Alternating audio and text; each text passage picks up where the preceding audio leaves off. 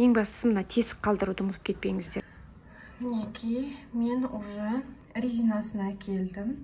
Мен қазір биіктігі 32 сантиметр биіктікте тоқып алдым. Және де мен мына соңғы жағында осындай ақ молочный цветтен қостым. Кішкене әдемі сән беру үшін, әдемілік үшін. Мінекей, соңында резиналарға келдік. Менде қазір резина 10 қатар тоқылған. Енді осыны бекітіп бастайтын боламыз. Тура бізде басында мына бастапқыда қалай бастадық, осылай болу керек бізде біткен кезде де. Бірінші ілмек просто іліп аламыз, екіншісі оң тоқылады. Ілмекті алдыға өткізіп, теріс ілмекті ешқандай ілмей өткізіп аламыз. Келесі оң ілмек ілеміз, жіпті алдыға өткізіп, теріс ілмекті іліп аламыз. Оң тоқылады, жіп алдыға өтеді, теріс ілмекті просто іліп аламыз. Мінекей, осылай екі қатар тоқисыздар. Екі қатардан кейін бекітпемізді жасайтын боламыз. Уже мен екі қатарды тоқып бітірдім.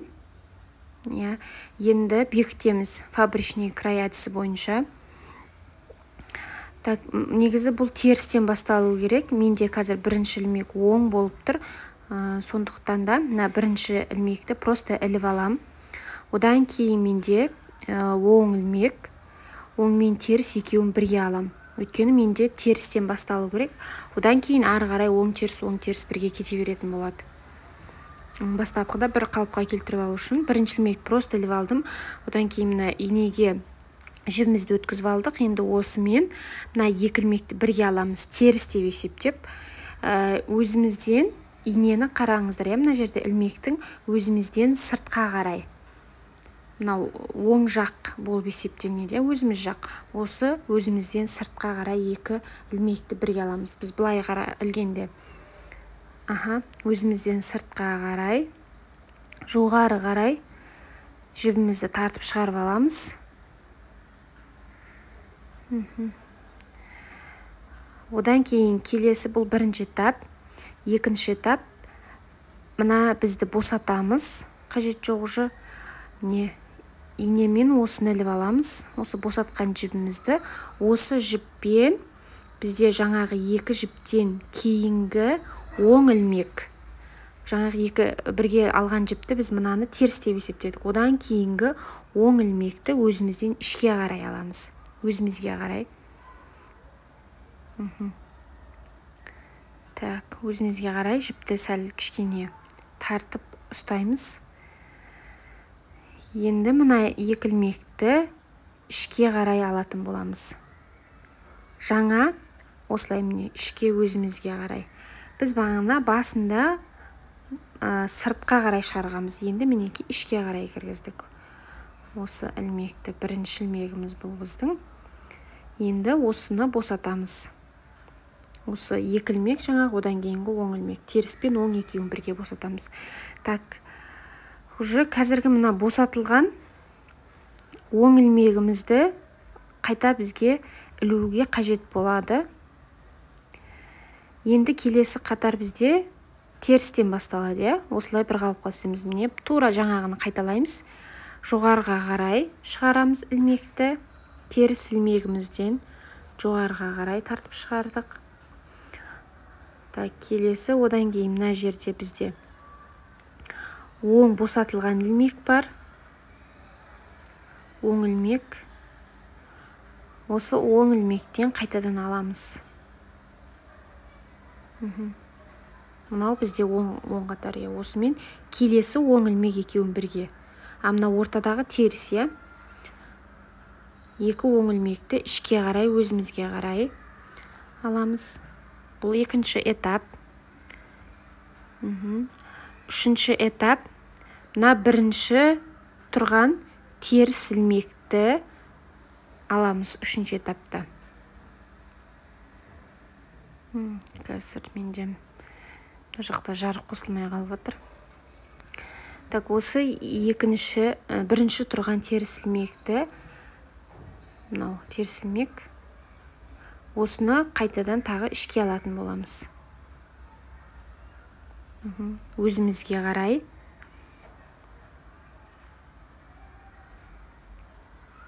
Енді екеуін бірге босатамыз. Оң мен теріс, оң ілмек пен теріс ілмек екеуін бірге босатамыз.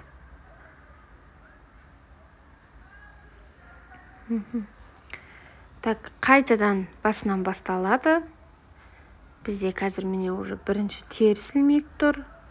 Сыртқа жібереміз, теріс ілмектен сыртқа қарай аламыз.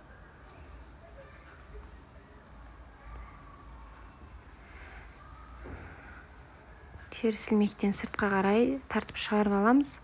Одан кейін босатқан жаңағы оң ілмегімізбен, ұжым бұл көрініп тұрады, босатқан оң ілмегімізді аламыз да келесі оң ілмекке қосамыз.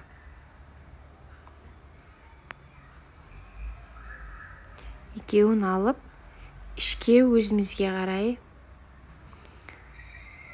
аламыз.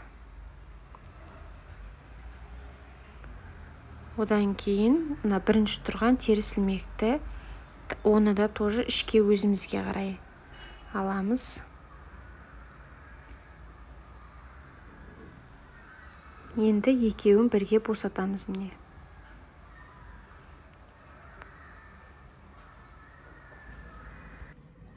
Мен бекітпемізді тағы бір рет көрсетіп жүрейін деп шештім. Бұл фабричный край деп аталынады. Қазір мінеки бірінші теріс ілмектен бастаймыз. Мына жер жаңағы алдындағы оң ілмек босатылған. Так, теріс ілмектен өзімізден сыртқа қарай іштен, міне мына жақ егер өзіміз жақ іш болса, осыдан сыртқа қарай жібімізді шығарып алып тартамыз. Одан кейін мына алдындағы босатқан оң ілмегімізді алып, мына теріс ілмектен кейінгі үшінші ілмекке ішке қарай, өзімізге қарай өткіземіз. Одан кейін тағы да осы мына бірінші теріс ілмектен ішке қарай, өзімізге қарай өткіземіз. Осы екеуін бірге босатамыз. Мінеки босатылған ілмегіміз мынау, соңғы, алдыңғысы уже қажет емес. Мынау қазір бізге тағы да ілуге керек болады. Так, мынау міне бастапқы тағы да теріс ілмек. Осыдан міне және де сыртқа қарай ілеміз. Босатылған ілмегімізбен келесі үшінші ілмек бірге алып, ішке өзімізге қарай жібімізді шығарып аламыз. Мына бірінші ілмектен тағы да ішке өзімізге қарай. Міне осы бар болғаны, екеуін бірге босатамыз. Так, бірінші этап тағы да теріс ілмектен жоғары сыртқа қарай жібімізді тартып шығарып аламыз. Одан кейін осының алдында тұрған мына оң ілмектен алып босатылған. Одан кейінгі келесі оң ілмектен алып ішке қарай өзімізге тартамыз. Мына бірінші теріс ілмектен тағы да ішке қарай.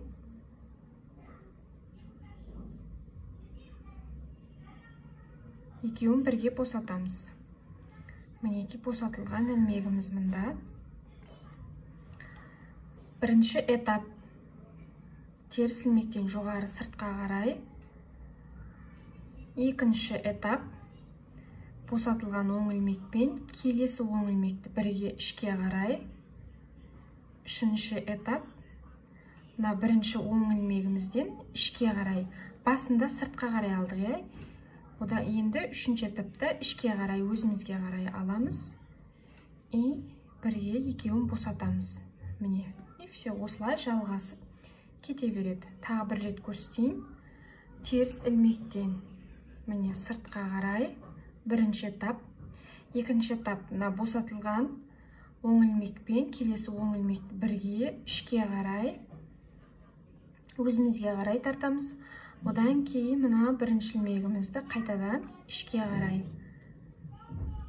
Үшінші этап, міне, өзімізге қарай тартамыз дағы. Төртінші этап, екеуін бірге босатамыз.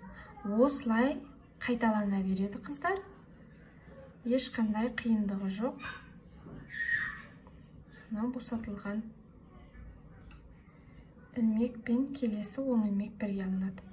Мінекей, көрдіңіз ба? Осылай әдемі бекітілетін болады. Фабричный край деп аталынады. Бірге тоқуды үйреніп алыңыздар. Біз мінекей етегін аяқтап біттік. Енді бізде жең. Қазір мен бірінші мына сол оң қол жеңін тоқып көрсетемін. Одан кейін ары қарай екінші жеңді өздеріңіз тоқисыздар. Специяға өткізіп алдым. Біз мына жерде 4 ілмек жіп қосқанбыз. Осы 4 ілмекті және мына жақтан 2, мына жақтан 2, общий 6 жіп қосылады. 1, 2, 3, 4 жіп. Одан кейін мына 2 ілмек қосылу керек. Қазір мынау бізде бірінші ілмек, одан кейін екінші ілмек. Енді үшінші ілмегіміз мына жерден мына қатар болып есептелінеді.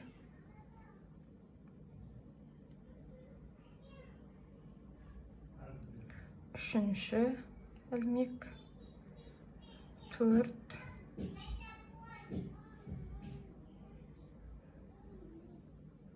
5,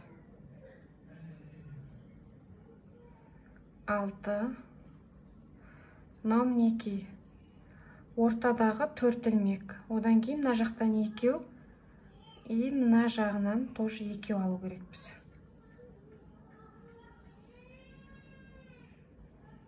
Так, қазір мына жерден біреу көтереміз. Жоқ. Алдынан и мына жерден бір жіп қосамыз.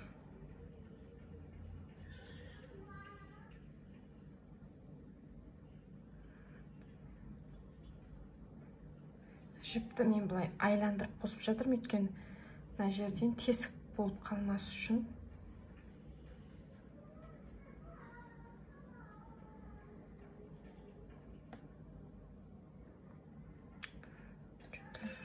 Что-то шатасып.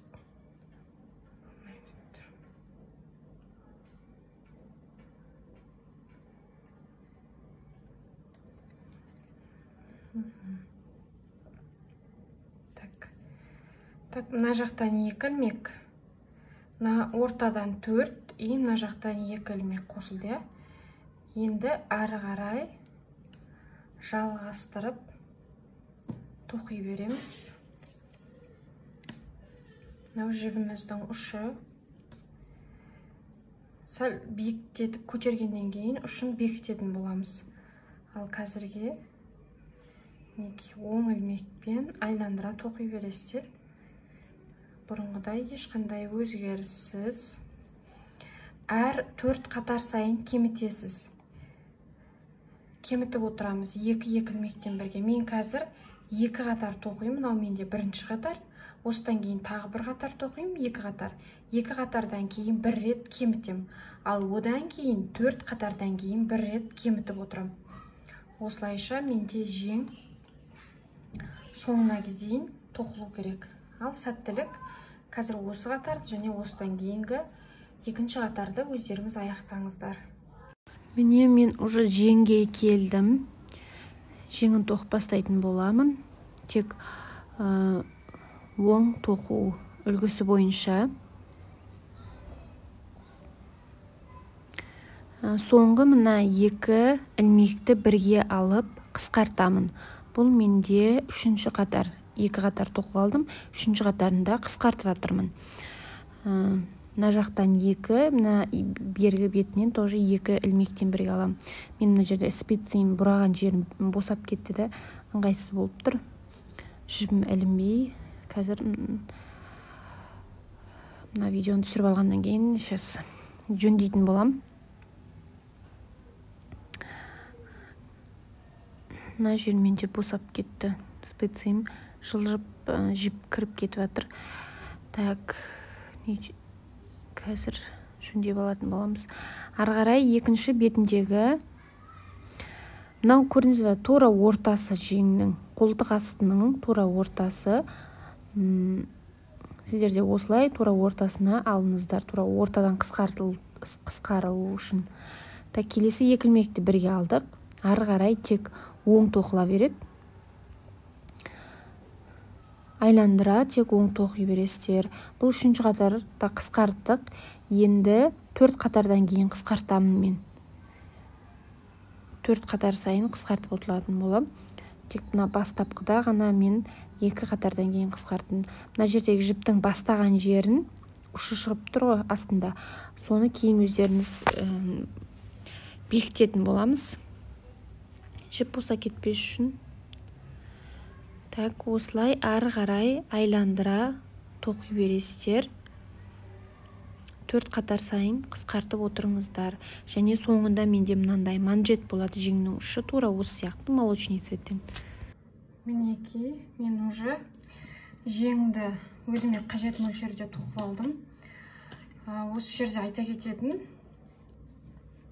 Мына жерде мен бастапқыда 2 қатардан кейін 1 рет қысқарттым. Одан кейін 4 қатардан кейін 1 рет қысқарттым. Ары қарай осылай 4 қатардан қысқартсам, менде жең тары сияқты болып көрінді. Сондықтан ары қарай мен 10 қатардан кейін қысқартып отырдым. Бастапқыда 2, одан кейін 4, ары қарай 10 қатардан кейін қысқартып отырдым. Қазір мен уже соңғы міне 10 қатар мына жерде қысқарттым. Одан кейін ары қарай қысқартылмаған. Осы ұзындық маған мына қолтықтан бастап өлшеген кезде 18 сантиметр. 18 сантиметр мен балама кигізіп көрген кезде өте шақ болып тұрды. Енді ары қарай мен резинасын тоқитын боламын. Максимум 18 сантиметр, ол өте әдемі өлшем. Ары қарай резинасын тоққан кезде тағы да ұзаратын болады.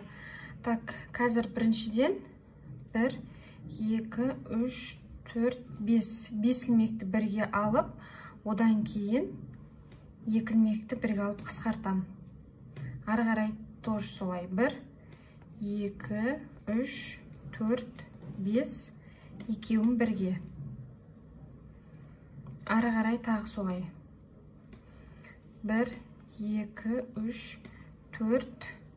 Мына жақтан 1 ілмекті қосып алатын боламыз. 5 етіп. Осылай қыздар соңына дейін тоқисыздар қысқартып. Одан кейін келесі қатарда мен резинасын молочный цветпен тоқитын боламын.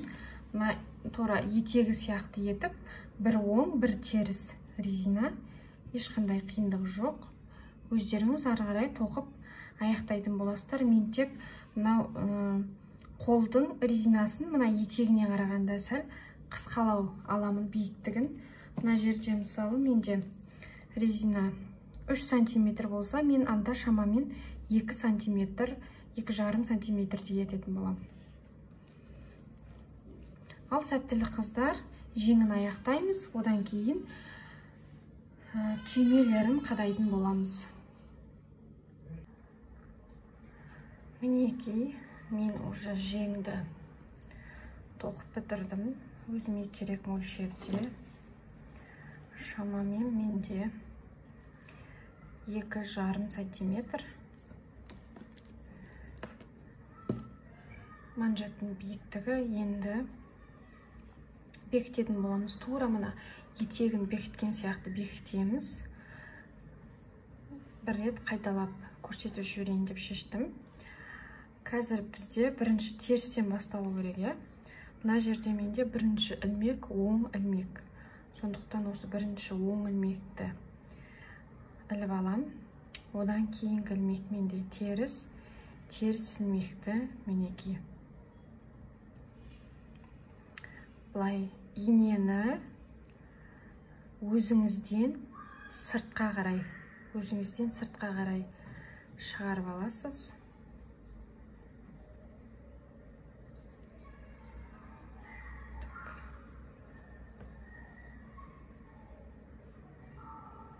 Өзімізден міне сыртқа қарай. Енді екінші этап. Мінеки жібімізді босаттық, иә? Осы босатқан жіппен келесі оң ілмек бізде мында. Осы оң ілмек екеуі мінеки ішке қарай, өзімізге қарай тартамыз.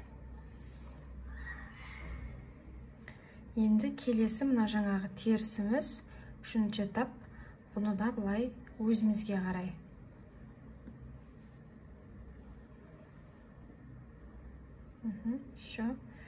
Енді осы екі ілмекті бірге жібереміз.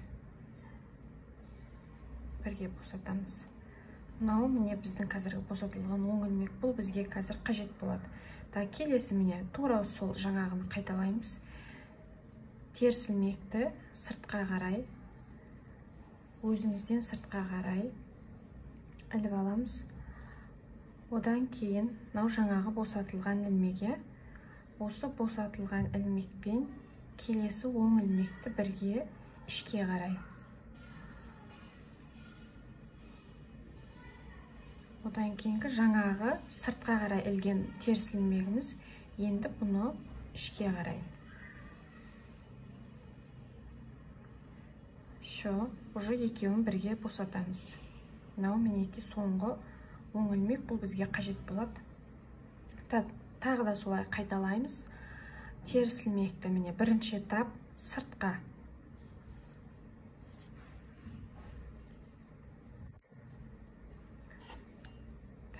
Екінші этап босатылған жаңағы оң ілмекпен